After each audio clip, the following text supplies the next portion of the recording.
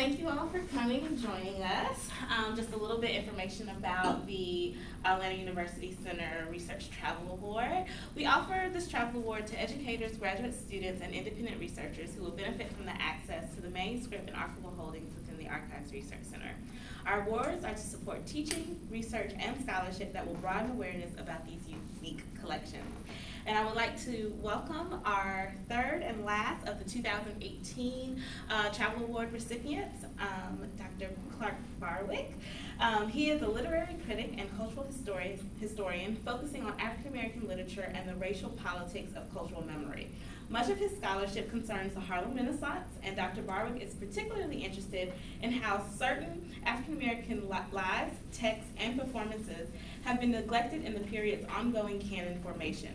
As part of his research, Dr. Barwick's current project examines the work of John Matthias, a Harlem Renaissance writer who is best known for his short story Fog, which appeared in Alain Locke's A Seminole, The New Negro in 1925, and his play Cruder in 1926, which won an Opportunity Literacy Award and has been anthologized many times.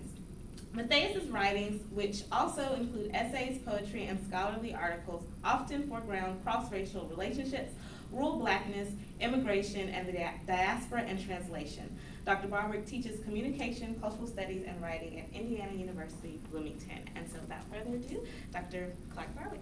Thank you, Tiffany. I just want to begin today by thanking you all. I literally have had interactions with almost all of you in the archive, and you've been super helpful. This experience has been fantastic. I was mentioning just a second ago that I applied for this grant with the hopes of coming down and just sort of getting some work done. And in the process, you all have helped call to attention all sorts of different things. You've been immensely helpful. The administration was very kind to give me this grant, but even the people who are at the desk just kind of constantly fielding my requests for boxes and things like that. I appreciate you being game throughout.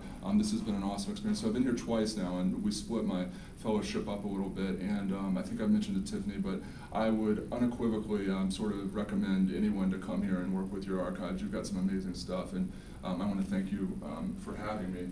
So what I have today is a little bit of, I want to introduce a writer who's important to me, but who's also obscure.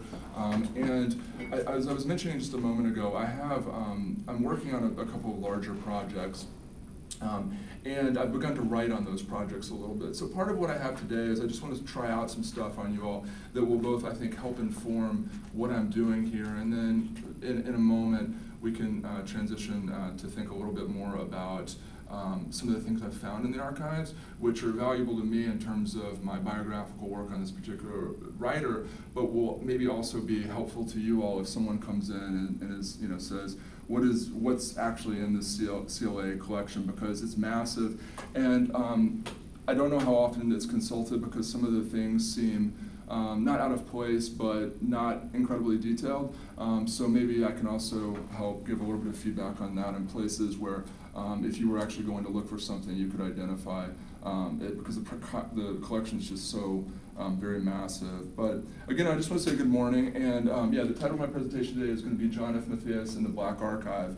And as I've sort of mentioned earlier, Matthias was a Harlem Renaissance era poet. He was a very versatile poet, essayist, short story writer, librettist, academic.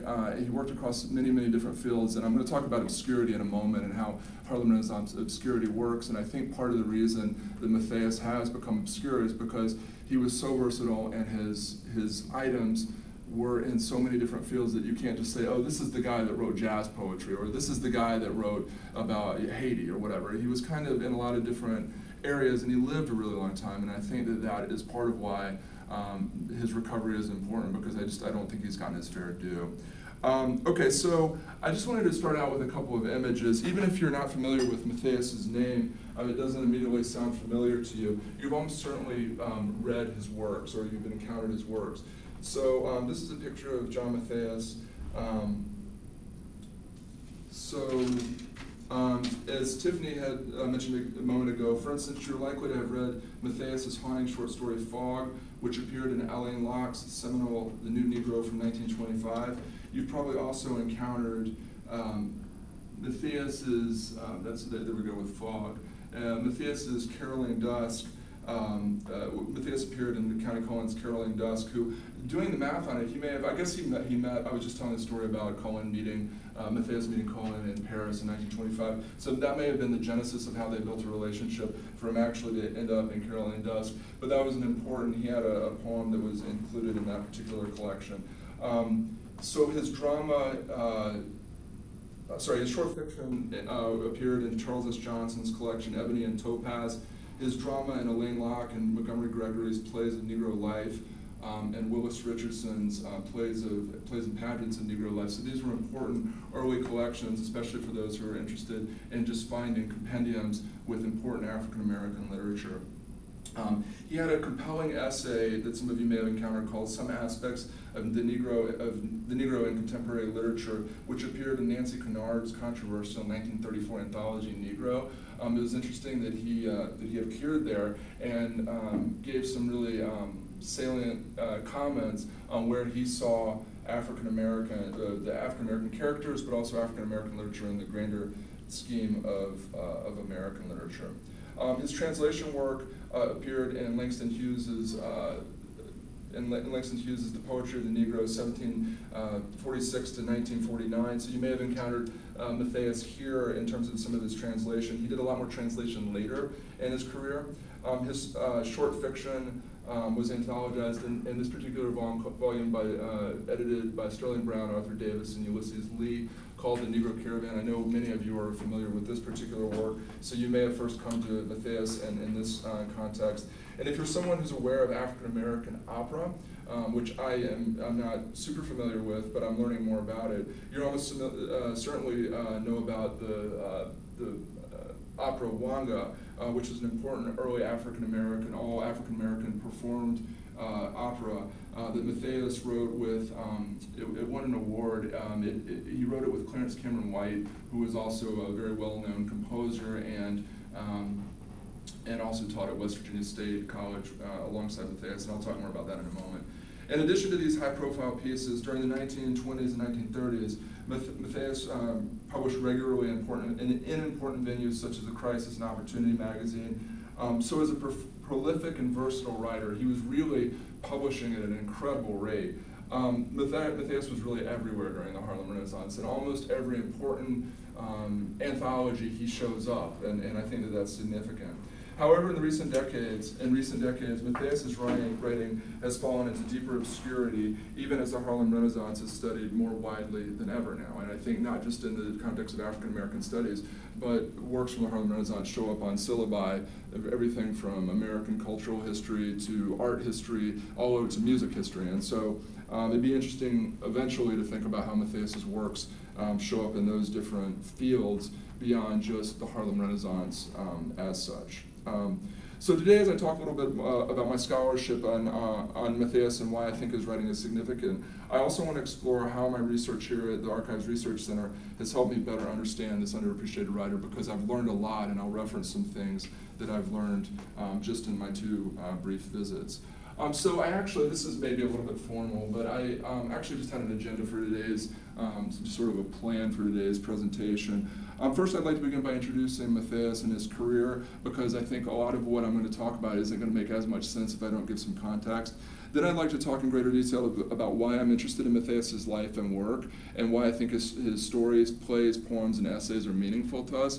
We'll talk about immigration. He wrote a lot about Black, European immigrant contact that I just don't see appearing very often in the Harlem Renaissance writing or in Harlem Renaissance conversations about the Harlem Renaissance. So in our current moment, we're talking about immigration all the time, and it's very, very important. Maybe Matthias gives us another dimension to think about some of our current issues. I'd like to discuss Matthias's extensive presence in the AAU archives. And I'd like to share a couple of the things that I found really exciting that I kind of came across, and I've already talked to some of you about. That might be the most interesting thing that I'm going to kind of touch on for you all today. And then at the end, if we have time, there was a poem that I had read about. Matthias won an honorable mention in, I think, Opportunity in 1926 for this poem that I had been searching all over for, and even in draft form, hadn't been able to find. And I thought that because it was an honorable mention, it wasn't actually a prize winner. It never actually showed up in Opportunity magazine. And then I thought, well, maybe it just, if it's not in his papers and it never showed up in the journal, it may be gone. And I actually, via the Charleston Gazette, you all own an article, like some sheets from the Charleston Gazette and Matthias's papers. I actually uncovered this poem that had been reprinted in this other newspaper, and it was really exciting. And I want to talk a little bit about it today if we have a chance. I actually have the poem because I don't know if anyone's ever discussed the poem, and I certainly haven't. So I would love to kind of get into that a little bit with you if we have time today. Also, I want to do some Q&A if you have any questions, especially if they're related specifically to what's in the papers. All of that is fresh in my mind. And so if you have any questions, just throw your hand up or whatever. This is really informal, so I'd be happy for you to interrupt me at any point, especially if I'm not being clear. Okay, so to begin with, I want to talk about who John Matthias was, and hopefully this will be useful. So this is a picture of Matthias from 1905 in high school in Ohio. John Matthias lived a really, really, really remarkable life. And it's even coming more into sort of clarity as I've been here this past week or two, just looking at things like how much he accomplished from what he was kind of allowed to do at the very, very beginning of his life. He was born in 1887. His parents were freed slaves, and in like one generation, the amount that he accomplishes is pretty phenomenal. So I'll just start here. Matthias was, I've got a slide that kind of details, but Matthias was born on September 10th, 1887 in Kaiser, West Virginia, which I just recently discovered so it's a tiny little town. I'll show a map in just a moment, but it's a tiny little town in northeastern West Virginia. It's also the hometown of Henry Louis Gates, which is really a really interesting coincidence because the town only has 5,000 people and not a very big African American population. It's a coal mining town, and that's where Matthias was actually born. Soon after his family left Kaiser, West Virginia, but as you'll see in a moment, he always had strong roots in West Virginia and cared a lot about West Virginia. And I think that's one of the reasons why he's an important writer, is he's writing about this landscape and these communities that we don't see until after the Harlem Renaissance in black writing, unless you all can kind of call other examples to my attention. Okay, so he was born in this tiny industrial town, and his parents, John and Mary, were both former slaves, and they named their firstborn child after Frederick Douglass. So his middle name, and he was called Fred by his friends and his family, but he was named after Frederick Douglass, and that was important to the family. And it was important that was sort of the intimate name that he used. Throughout his life, as I said, he went by Fred. During his youth, Matthias's family relocated to Steubenville, Ohio, which you see on the right. If you've read that short story, Fog, sorry, my insulin pump is going crazy. If you've read that story, Fog, it occurs on a bridge. This is the Ohio River. One side is Ohio, one side is West Virginia. And Matthias is playing around a lot. So he grew up in a town, Steubenville, which is on the border is on the Ohio River on the Ohio side. But Matthias is often playing with the metaphor of the Ohio River and bridges in terms of thinking about racial dynamics and border crossing. So that very much is a symbol and a metaphor. In Fog, a train crossing the bridge literally stops, and it's full of African Americans, but also Slavic peoples, Western Europeans, nuns. There's a whole category, and so it becomes sort of an exceptional space where this train is kind of suspended over the Ohio River in the 1920s, and people have to sort of figure it out, right? And so everybody's listening to each other. Not even everyone's speaking English, and it's kind of, I think, in a lot of ways, a symbol for Matthias's upbringing. So I'll show you a map just to give you a sense of, he kind of had connections to several different places in West Virginia. So this is where, Steubenville is where, just 33 miles west of Pittsburgh. This is Steubenville is where Matthias ends up. That's where he goes to high school. So at the turn of the century, Steubenville was a rapidly growing and complicated community. Located about 33 miles west of Pittsburgh, the city is situated on the Ohio River, which serves as the border, as you can see, between Ohio and West Virginia. Hence, Steubenville was not only a hilly coal mining town and rather bucolic. Matthias, in a couple of stories, really gives this very vivid picture of being in Ohio and looking back into West Virginia and how green it is and beautiful, but it was also a coal mining town. But it was also an important port city between Pittsburgh and Cincinnati in the time when the Ohio River was a really important method for getting people and products around the United States and around the world. So if a boat was going from Pittsburgh to Cincinnati and then on to Chicago, they would go by Steubenville, and Steubenville felt a lot of these sort of impacts of that. So during Matthias's youth, the town doubled in size to 22,000, which is, for that period was a gigantic growth. And many of Steubenville's new residents came from Germany, Italy, Eastern Europe, Greece, Turkey, and Syria. So there were a lot of different types of people in this very, very small town. These immigrants, who were mostly poor and lived in Steubenville's waterfront district, which Matthias still talks about, joined long-standing and very patriotic white and black communities within that were also living in the city. Unfortunately, when I started to research Steubenville, I also learned that it has a history with the Klan. And so, and I guess it makes sense in this place of modernity where you have all these different people coming together. You have African Americans who are coming out of slavery and a lot of poor white people. The Klan shows up and they have a visible presence, and that also shows up in Matthias's stories as well. And in some moments, it's actually whites and blacks coming together to shut down the Klan. So that's kind of one of his kind of conclusions of the way everything should work out, is that good white people and good black people can shut this down. It doesn't have to be bad white people versus our community. That's kind of one of the points of at least one of his stories where he foregrounds this presence. Okay, so in 1905, Matthias graduated from Steubenville High School, where, according to a 1933 Steubenville Herald Tribune article, which I actually just found in the archives the other day, excuse me, Matthias was celebrated as one of the brightest students to ever attend the school. So this is like 20 or 30 years after he was in high school. He was still known as like a star. For college, Matthias headed to Western Reserve, which is now called Case Western University in Cleveland, Ohio, where he studied Latin, Greek, German, and Romance languages. Matthias's love of foreign languages, and I'm trying to track this because this was a big part of his life, or at least his exposure to them, almost certainly connected back to encounters with immigrants in Steubenville, the people he was meeting sort of in his youth and going to high school with. Matthias, I guess that's right. I don't know that for sure. I'm not sure if he went to high school with immigrants, but he certainly would have encountered them on the street and in the community. So eventually Matthias would be able to speak, write, and read 7 languages, many of which he taught. So a very, very impressive polyglot in terms of his just fascination with languages and his ability to learn languages.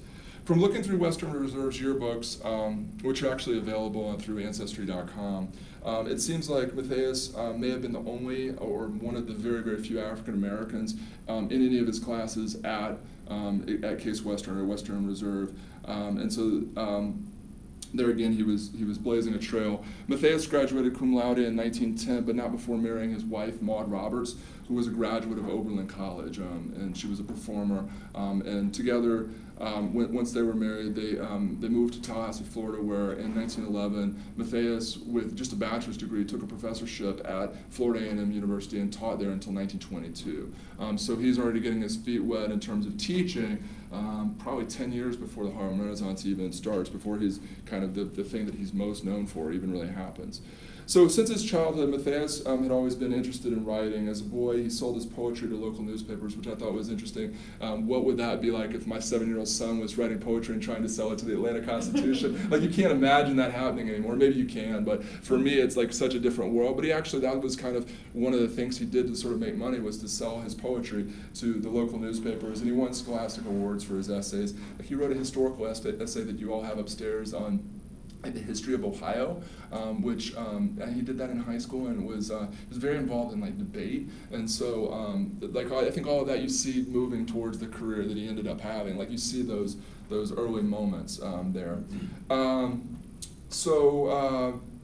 During the 1920s, which brought, obviously you all know this, the advent of the Harlem Renaissance, Matthias really became serious and prolific about his writing, and we'll talk about this in a moment, but he was really, really busy. He won top awards. I'll show you some of the, and you all know how important these contests were for African American writers and young African American writers, because at least the prizes, the first, second, and third place, came with money. And so not only are you getting your work published, but you're actually also making money and interacting with some of the giants of the field, including Du Bois, Charles S. Johnson, Alain Locke sponsored John Matthias. So he's interacting with the heavyweights of many of the heavyweights of the period. So he won, as you can see here, he won top literary awards from the Crisis and Opportunity, and this the Fogg Award is what put him on the map in terms of getting into the New Negro. As I've said, he was, mentoring might be too strong a word, but he was definitely sponsored by Du Bois. He certainly was mentored by Charles S. Johnson, who was involved in the National Urban League, college president, and also I think the editor of Opportunity magazine. So that was an important connection to have. Probably most importantly, as I mentioned earlier, his short story Fog, which was included in the New Negro. Arnold Rampersad has called the New Negro the Bible of the Harlem Renaissance, and it remains a touchstone for scholars of the Harlem Renaissance. And Matthias his work is literally at the center of that particular book. If you open it in the center, that's his story right there. And I think that that's significant. So I know most of you are professional archivists and librarians, so I don't need to tell you to go check out but I thought in the event there were any graduate students here or undergrads, for sure, please direct them if they're interested in Matthias to the New Negro for sure. So over the course of his career, Matthias would publish 24 short stories, 5 plays, a libretto, which I actually had to look up what that is. I understand that to be the text for an opera, and so he was involved in that, and actually had one that was unpublished that I just came across at Schaumburg 2 weeks ago. Half a dozen poems and numerous literary essays, and that's really what he was involved with later in his career in terms of academic writing, some personal writing, and then just a lot of professional correspondence. The CLA, boxes you have upstairs are of his letters to some other person, some other administrator about setting up a conference in New Orleans or something like that. And so if you're trying to track that history of CLA, he's all over that, and he's actually really important in documenting that organization. Interesting, I'm going to talk more about this in just a moment, but most of Matthias's published creative writing appeared before 1940, so he really wasn't doing a lot of creative writing, and he didn't die until 1983. And so even when new things came out, they were still old things. Like he was kind of like, they had been in the file cabinet, probably literally in the file cabinet with a paperclip for a while. So we can talk a little bit more about that in a moment. So simultaneous to his burgeoning literary career, Matthias was establishing himself as an academic, and I think this is really interesting because a lot of the Harlem Renaissance writers were teachers. Jesse Fawcett, County Cullen, George Douglas Johnson. A lot of people were really involved either in teaching during the Harlem Renaissance or after the Harlem Renaissance.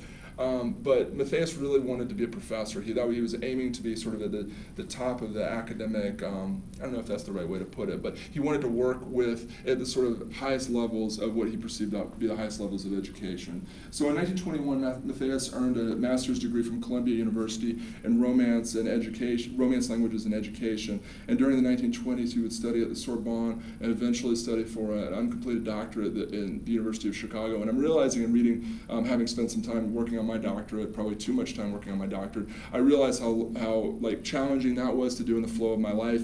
And if you were not in the city where your advisors were, and how you were, like, I can understand how somebody would start a program and then actually it would be challenging to kind of follow through on that. But he did do work towards the doctorate at the University of Chicago.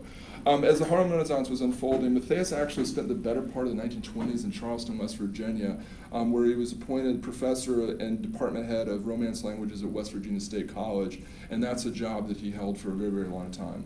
It's worth underscoring, and I said this a moment ago, but in just this one generation, Matthias was now an Ivy League educated professor and renowned literary talent, one generation removed from slavery. He was being written up in the New York Times and beyond, and so I'm just extremely impressed by sort of what he was able to quickly accomplish. Matthias's role as a professor did not keep him from traveling. So as someone who was interested in cross-cultural interaction and foreign language, Matthias continued to travel even though he was based out of Charleston, West Virginia. In 1925, Matthias and his wife traveled to Europe, where he studied in France, and I was telling story a moment ago. This is where he first met County Cullen. Cullen took him out dancing with the Sorbonne faculty, and apparently, and who he refers to in this recording that we were listening to yesterday, he refers to as the dean of the Sorbonne. He's out on the dance floor in one of the cabarets dancing. So he makes that important connection there in France. He also visited Switzerland and Italy, which was important because Matthias had been studying these languages for years, and actually had, for almost 2 decades, a decade and a half, been teaching students these languages, and he had never been to the particular country. So this must have been immensely meaningful. While in France, Matthias, I talked a little bit about how he met County Cullen, then Matthias's experience he also used in Europe he used them as an inspiration for a number of short stories, including La Bruta, which any of the things I mentioned today, if you'll just shoot me an email, I can give you my email at the end, I'm happy to send the PDFs. But La Bruta ended up in Opportunity magazine, and it tells a story of an African-American opera star who faces racism while in residence in Italy. She's referred to continually by local Italians as Ethiopian, and the story kind of details how she negotiates American racism, American-style racism versus the racism that she's finding in Europe, which many had sort of talked about not existing or being much less in Paris or maybe a place like Italy, but she's still finding it's just different. That's also the story is also in the context of World War I, so being called an Ethiopian carried other sort of resonances. In 1930, Matthias would return to Europe and visit England, the Netherlands, Germany, Switzerland, and France, again, countries where he had been teaching those languages. So I'm sure he was just ears open in terms of what he could bring back to the States and what he could experience abroad. In 1928, Matthias made a 6-week trip, and this was a really important trip, to Haiti with composer and fellow West Virginia State professor Clarence Cameron White, whose name, if you're interested in sort of classical music and African-American music from the 20s, that name may resonate with you. They went together to Haiti to research an opera. The final product would be the critically acclaimed production Wanga, a voodoo-inflected opera that followed the rise and fall of Haitian leader Jean-Jacques Dessalines, who was involved in the 1804 Haitian Revolution. Wanga was first presented as a music-only concert in Chicago in 1932. It took a long time to sort of write and revise and get sold, but it was worth it. The full opera was not staged until 1949, when Wanga was performed in South Bend, Indiana, and I'm still trying to research how that kind of happened, of all places, South Bend, Indiana, for Haitian voodoo opera, but I'm gonna find out. I'm sure somebody had a friend or there was a sponsor there that sort of made that happen. Excuse me. Matthias and White's collaboration would later be presented in Philadelphia, New Orleans, and eventually in New York City at both the Metropolitan Opera House and Carnegie Hall in 1956. So the very, very sort of top of the opera world. Of the many works that Matthias wrote in his life, Wanga generated the most media coverage and was the most widely discussed. So even though for us in our context, if we're interested in the Harlem Renaissance, I could point to the New Negroes being kind of a touchstone. For sort of larger American culture, if we had to point to one sort of product or one piece of art that Matthias created that sort of met the most people, it would have been his opera from, I guess you could say the 50s, but really it started in the 1920s. In 1930, Matthias spent 6 months in Liberia as a secretary to Charles S. Johnson, who was the American, he had lots of roles, but at this point he was the American member of the International Commission of Inquiry formed to investigate charges of forced labor in Liberia. And I know very, very little about this. Florida A&M holds the report and the records on this. I'll talk in a moment about how Matthias's papers got split up into sort of 3 different batches. And so Florida A&M, where I have not been yet, holds the sort of report for this, but it seems like very, very meaningful work. And I believe this was Matthias's first trip to Africa. The commission was co-sponsored by President Herbert Hoover, the U.S. State Department, and the League of Nations. So really, really important work, but I'm eager to learn more details about that. Then in 1946, Matthias returned to Haiti to serve as director of English teaching in the National Schools of Haiti. During his time in Haiti, he interestingly had a weekly radio program that broadcasted English language lessons and American music. So that was a role that he definitely felt passionate about. And actually, in the interview I was listening to from the 70s, I was listening to yesterday, he's still talking about this decades later, about how meaningful this work was teaching Haitians how to speak English. Okay, so in 1953, so this is Wanga staged in New Orleans. I'm not sure if this is the National Negro Opera Company or who this is, but this is from the Schomburg. So in 1953, after 3 decades as a professor at West Virginia State, Matthias was, and this is really interesting, Matthias was forced to retire at 65 due to state law. And at Indiana, where I teach, the president of the university still has something like that, but I don't think there's anything like this for faculty. But anyway, his career ended in 1953 at West Virginia State, and he was upset about this. By this point, Matthias had established himself as one of the most prominent advocates for African American foreign language education. So this is really the second part of his career. He's very, very interested in getting historically black colleges and universities, getting the appropriate attention and funding to teach foreign languages. He felt that was really, really, really important. And he published extensively on the subject, including in CLA Journal, CLAJ, I think it's called, the Journal of the CLA. Having essentially stopped creative writing by 1940, the latter part of Matthias's professional career was marked by translation work. He did a lot of translating of different, especially sort of French texts. So he edited a critical edition of Alexandre Dumas's Georges. He wrote a lot of book reviews, especially in the CLA Journal. He wrote academic articles on African American literature, especially in regards to the diaspora. He was very interested, deeply interested in the negritude movement, and in Haiti got to know a lot of the different, and in France, and through correspondence, got to know a lot of the key players of sort of the worldwide negritude movement. And then he wrote a lot about and thought a lot about foreign language instruction. This is important, and I think this is, as a teacher, this is something that resonates with me in a way that if I were not a teacher, I don't know that it would matter as much. But as I'm looking through the archives, I'm seeing these letters, and I noticed that Matthias was really a tireless mentor for African American foreign language instructors around America. So they would reach out to him and say, hey, we see what you're doing at wherever he was, at West Virginia State. We see what you're doing. Can you give us a list of texts that we can get to build out our program? Or would you come speak? Or could we talk at a conference and maybe get a little bit more information about how you teach these particular classes, how you do the surveys, and how you sort of stack everything out? That's really like, that collegiality goes a long way, and seeing it in his letters, he didn't have to do that. And so I think that as much as him being an important writer and academic, that collegiality probably touched as many people as some of the other things that he did in terms of helping to build out foreign language programs. So yeah, he would give advice on textbooks and resources to really anyone who asked. So even like graduate students would write him, and he kept all of these letters or carbon copies of the various letters. So when Matthias was forced to retire from West Virginia State in 1953, he was distraught in his letters, which are both personal and in the sort of CLA, writing Darwin Turner and saying, hey, this is my deal. You can't find me at this address next year because I'm going to be at this place, and then now I'm at this other place. That was kind of his story for a little while. And many of these letters Atlanta University owns, they really showed deep anguish in terms of having established himself. Eventually he's going to receive an honorary doctorate from West Virginia State, it was college at the time. He's a respected, renowned professor, and he's sort of out, almost just like he was just contingent labor. And so for the next 20 years, Matthias became a transient academic, which is, for a lot of people in today's academic job market, would not be that unusual. He was, unfortunately, probably a trendsetter in that regard as well. But in 1953 onward until the mid-70s, he's doing 2 years here, 2 years there. And so just to sort of illustrate this, he starts out at, I believe it was called Maryland State at the time.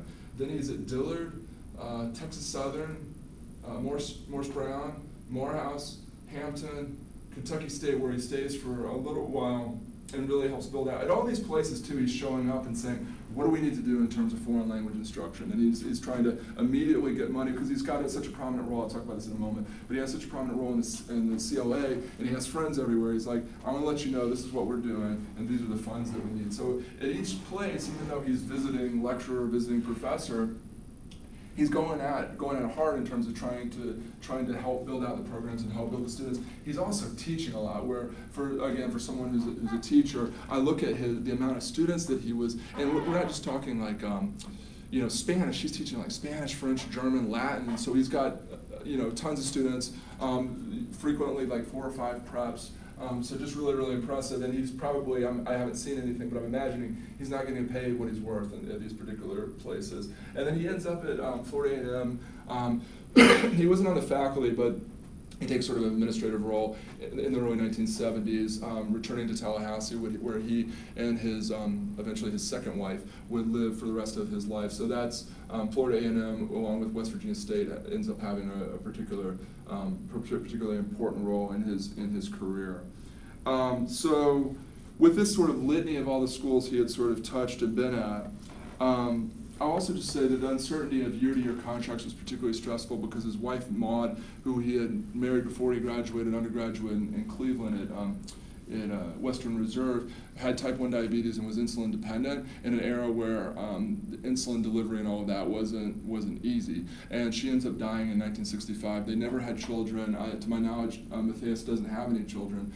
Didn't have any children, and but that was another stressful thing. So when he's writing Darwin Turner, or he's writing these different people in the CLA letters, he always ends up his letters saying something like, yeah, he's not a big guy, but he's like, this is where I'm going to be next year, and this is how Maud's health is, and that's a pretty standard refrain. So there's a real personal aspect to these. Otherwise, we have 900 members who have not paid their dues. There's that sort of dichotomy there that's really human that I find when I read his letters.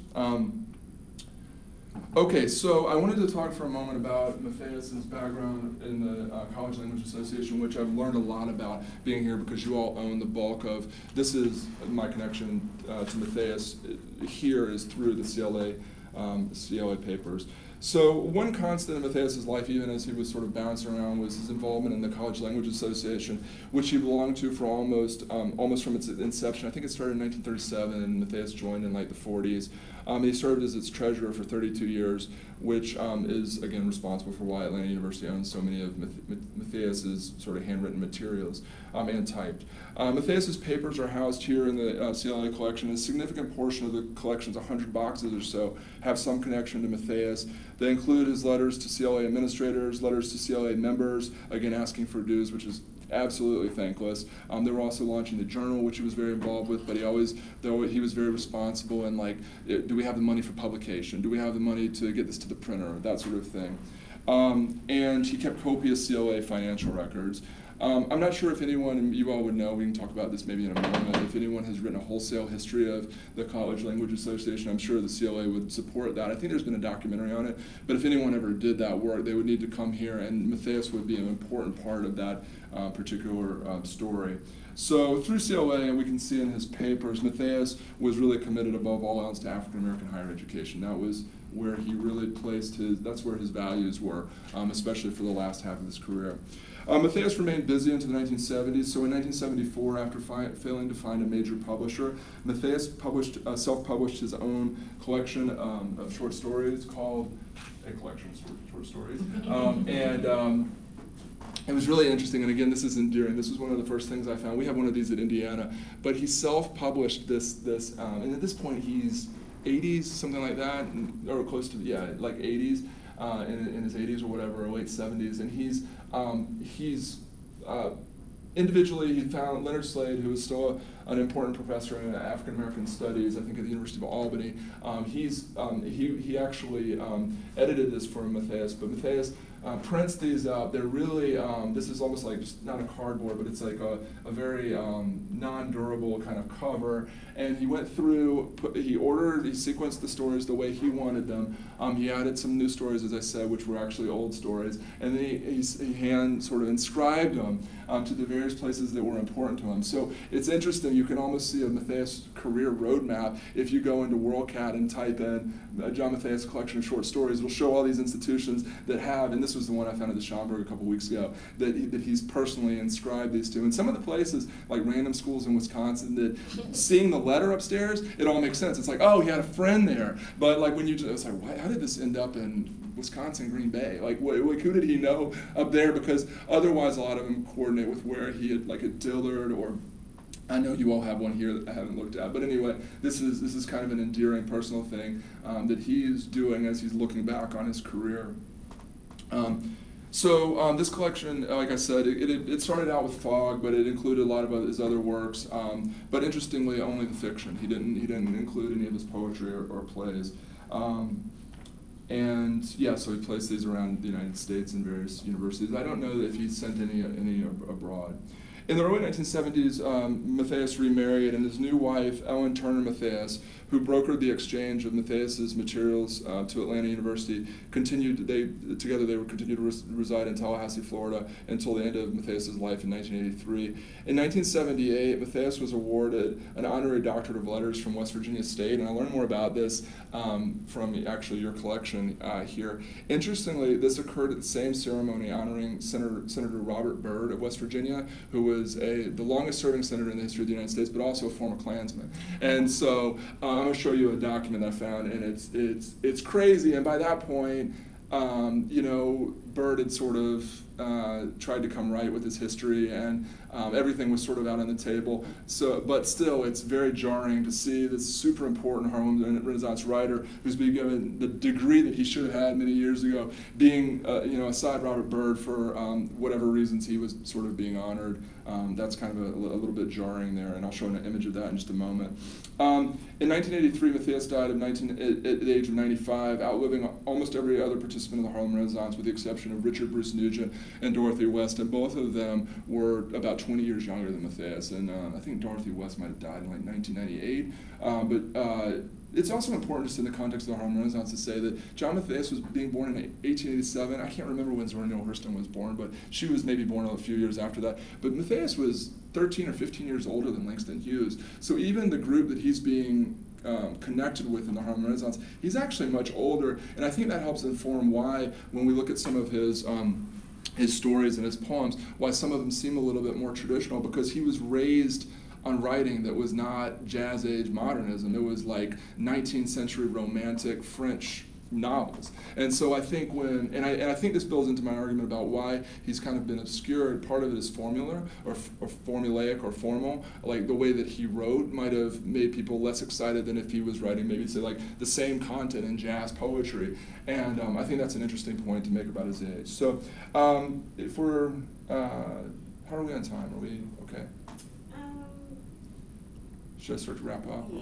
Yeah. Okay. So let me see what let me do this. I was going to talk a little bit about why how Matthias fits into sort of. So what I study is what I think a lot about is the concept of obscurity. So why something becomes obscure. Why do we care so much about Nella Larson when we didn't for many years, and we care about her differently than we might have in the 1980s? So I'm thinking about how cultural memory realigns according to racial and other types of politics that define certain kind of canons. And so I'm trying to read John Matthias his work back into the Harlem Renaissance canon. So let me do this. Instead of like kind of belaboring sort of how he fits into my project, let me go ahead and show you all some of the images that I've come across. So this is an image from 1945 that I found upstairs, Matthias on the street. This is the story Anthropoi that I've referenced to a couple of you about that would be very sort of valuable if you were thinking about Steubenville, and especially in terms of immigration.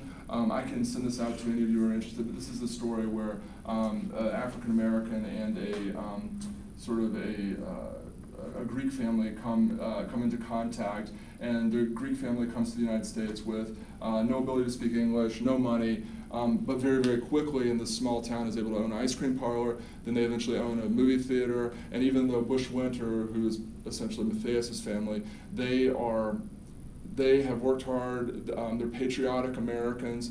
They're doing everything right. Their son serves in World War I.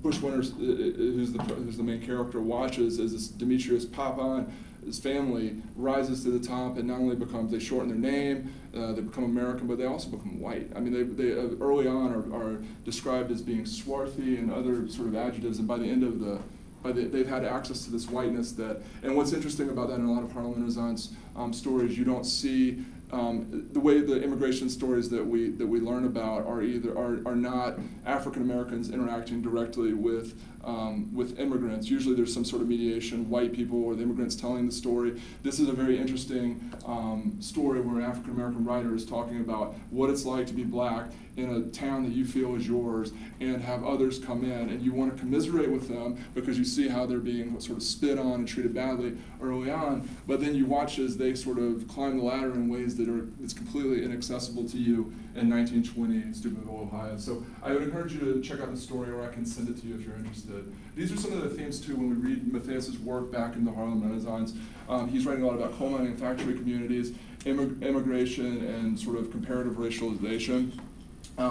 Veterans, he's writing a lot about black veterans, which are sort of a neglected category, even though if you look in the Harlem Renaissance, in Claude McKay's work, like Home to Harlem, the main characters had connections to the military or whatever, but like there's a lot more to be like sort of talked about in terms of black veterans who went to serve patriotically in World War I and come back damaged and disrespected. We see that again and again in American history, but he's writing about that. Black disability, so he's writing, and I think this is influenced by his wife's diabetes, but a lot of his stories have characters who are sort of in bad shape, and he's trying to figure out how the system will deal with them. And then he writes a lot about the black diaspora, Black Atlantic, and Haiti. So if you're interested, a lot of scholars that most recently, if you were to Google Matthias, they're most interested in his Haiti stuff.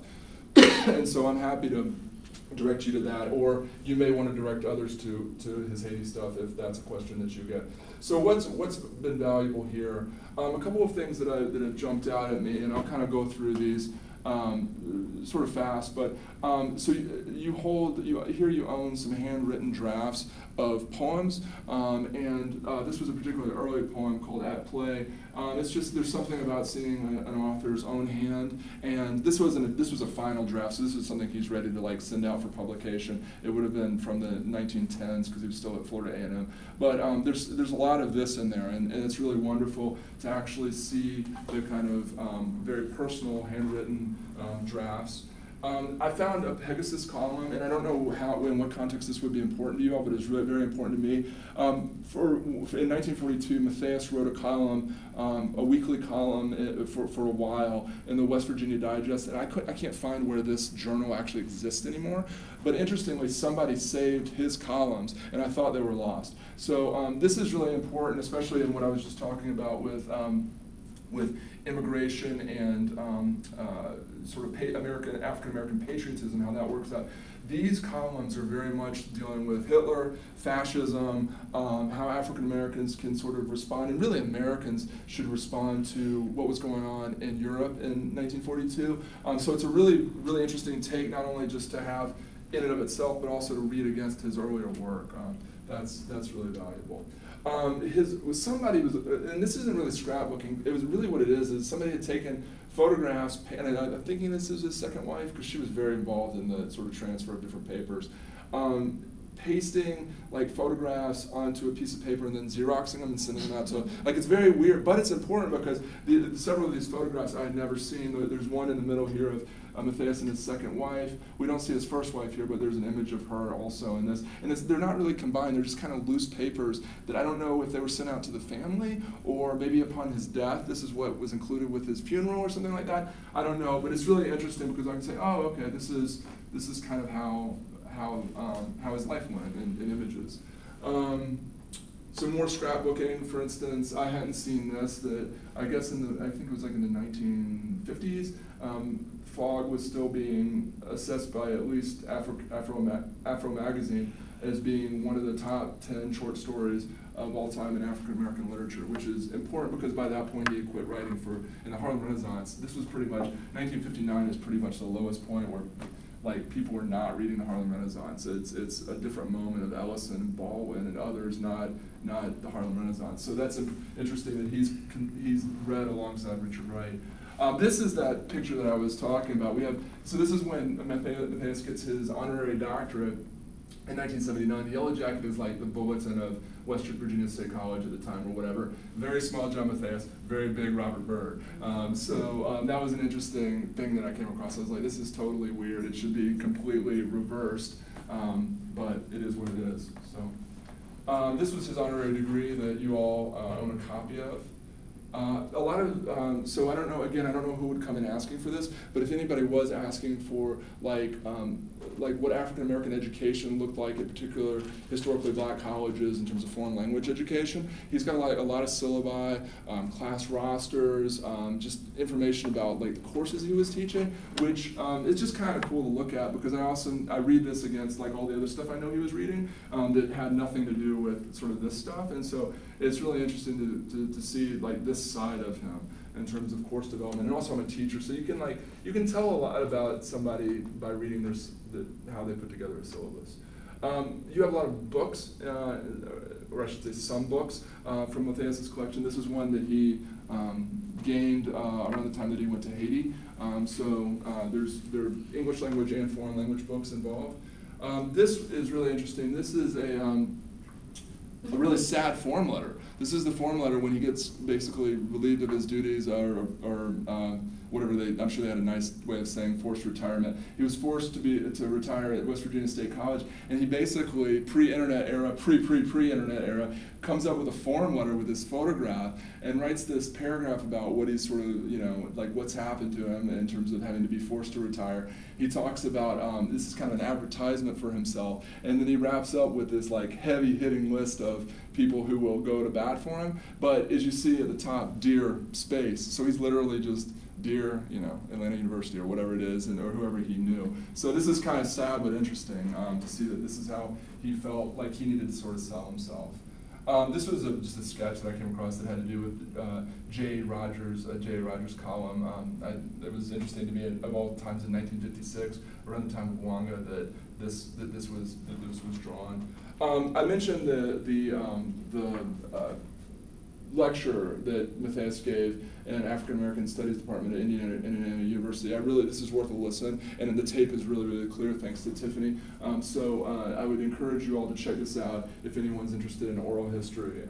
Even the questions so it's in a Harlem Renaissance seminar, and even the questions that the students are asking in this probably 12-person seminar are really fascinating, like how they're coming at African American literature in 1976 versus the way that we would talk about it now. So. That's really about it. I had the poem at the very end that I was going to share. Maybe I can just give this to you all, and this can be sort of on your radar. But this is a poem that's basically, it won honorable mention in 1926 in Opportunity. But it's something that I did not think it existed until I came here. And it's really interesting because basically what the poem does is it sets up a scene where on Christmas morning, the viewer or the reader is looking out the window of a church, and it starts out with sort of this image of Calvary that's painted on the window in terms of probably the fog of the church window. But when you actually look out in the street, what's going on? And we really have that enumeration that we see in a lot of his short stories, and I was talking about in terms of immigration, where he's saying like this is this pristine thing, snow is blanketed down. We imagine it's like West Virginia or Steubenville, somewhere that he's familiar with, and it's really this pristine sight. And this is kind of a clunky poem. If you actually read it out loud, the beat isn't always right, and the words are kind of awkward. He's got a phrase here that maybe you all are familiar with, but that when jobs give down, so I guess that's when like the economy goes bad and jobs go away. But he starts out this sort of pristine, and you can maybe even think of it as like maybe white people looking out a window onto like a different community that, but there's this, even though the snow is falling and it looks pretty, jobs go down, rents are due, the coal strike is on, pneumonia and the flu, these are things that people are dealing with. Ugly poverty, and then he starts to talk about children of the slums are dumb, which that's a tough word to use in a poem, but I wonder if him being a language person, if he also is meaning like they literally can't speak the English language, not just that they're not intelligent, and then the shame that they feel of the daughters, and then as the poem sort of goes on, we see African Americans sort of playing their jazz in the streets, and the poem ends up back and sort of inside with this painted Calvary on the windows of the churches, and so maybe it's stained glass, but either way, I guess I used because of the frost. That's why I assume that I guess it's like a sort of an image that sort of shows up. But this is an interesting poem that I don't think it's a very good poem, but it's a poem that, like, when you look at it, what's in there is important, if that makes sense. It's not formally a great poem, but it's something that someone from his era was sort of thinking about. So I think I'm out of time. Thank you for listening to all of this, especially this person that you maybe have never heard of, or this is sort of an introduction. So thank you so much. Do you all have any questions? Yeah. When it comes to proximity, so he was 15 years older than a lot of the people that we equate with the Harlem Renaissance, but yet he wasn't in Harlem. Right. So how does that also affect kind of like his memory in this movement if he also physically kind of like wasn't there? So you're saying like how does how much can we sort of trust his recollections? Is that it, or just like his different set of? No, I guess more of like, why is he so obscure? Is it because of the proximity that he was not necessarily there? So he was older, he was like, we would probably call him a little bit more conservative. He was living kind of a sort of domestic life, and I think that he wasn't in the cabaret, he wasn't running around with Wallace Thurman, he wasn't there, and maybe that matters in publishing. Like, who gets published is like who you know, and so I think that his proximity, but it is also interesting. So he was in New York. He talks about this in the lecture, the recorded lecture. He was around Harlem. He talks about going and seeing Marcus Garvey on the corner of whatever, the 8th Avenue, whatever it was. Thank you. So he was for a very brief, while he was at Columbia, he was for a very brief time in New York. But then I also think it just says a lot about people still reaching out to him and knowing what he's doing, and him still being very aggressive about trying to publish when he wasn't at that, whatever you want to call it, center of the Harlem Renaissance. Although as we read deeper into the Harlem Renaissance, we realize most of the people in the Harlem Renaissance weren't there for a very long time. I mean, there were some, but even like Zora Neale Hurston and Langston Hughes are like kind of leaving, and but because we call it the Harlem Renaissance, it feels like, and you go there, you feel the Harlem Renaissance. That seems like that's the epicenter. So I don't know if that helps at all, but I think it is interesting that he wasn't running around the cabarets or anything, making these friends. Yeah. I mean, I guess it's kind of single different. As far as how some of the individuals in the Harlem Renaissance were being, I guess, quote unquote, sponsored by, rich white philanthropists. Yeah. Do you think that kind of played a role in his ability to get published because he was not being backed by those wealthy individuals? That's super interesting. For sure, he had to work. Like, he worked, and he did not. And I hadn't thought about that in terms of patrons, but his patrons were important black men. He wasn't having a godmother, who was like giving money to Langston Hughes or whatever. That's a really good point. And I'm trying to think how. I think he really just liked publishing short pieces. That was his mode, and he put them in these places and never kind of collected them. But no, I need to think more about the role of sort of white patronage, because he really, he was committed to, he wanted to teach at historically black colleges. So I don't know, that's a good point. I don't really have an answer for that other than to say that's a good observation that there wasn't that relationship. So, yeah. Did he primarily write in English, even though he spoke so many different languages? Do you come across poetry or short stories in those languages, or just? That's a great question. So a lot of his stories will have the breakout lines, and he does a thing where he doesn't always, he'll have a couple lines in French, and I always appreciate it when the writers don't tell you what that means, and you have to go and look that up, and he would do that because he wanted people to do that work, and so that interpretive work. So I don't know so he had stories that were fully translated, but not by him. So a couple of his stories were translated into German and French. I don't know of any stories he wrote fully in French, but he did write letters, a lot of letters in French. And it's interesting, especially in his correspondence in the CLA communication, he would say, I'm not able to write in French right now, so I'm gonna have to write in English. And occasionally he would throw a word in, but if he was writing to a French speaker, it seemed like he needed, and just like for the rest of us, he needed more time to write well in that other language. And so if he was in a hurry, it was almost like every other word. But that's a great question. Yeah. So yeah. Can you talk a little bit more? I know you kind of briefly mentioned he's kind of archives-wise, he's split up everywhere. A little bit of how that happened and where those other collections. Yeah, and that's part of the where I skipped over a little bit. So what happens is Matthias dies in 1983. His obituary appears in Jet, but not in some of the other major American publications, which I think is kind of sad. But anyway, we do have an obituary for him. His second wife takes over the kind of lead in distributing his papers, and he had a ton of stuff. Not only did he live a long time, but he kept everything.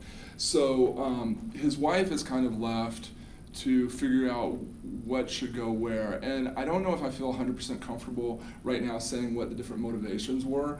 I don't know what money was, it's all in the letters, and I've just photographed them. I haven't actually gone back and read. I know there was some controversy.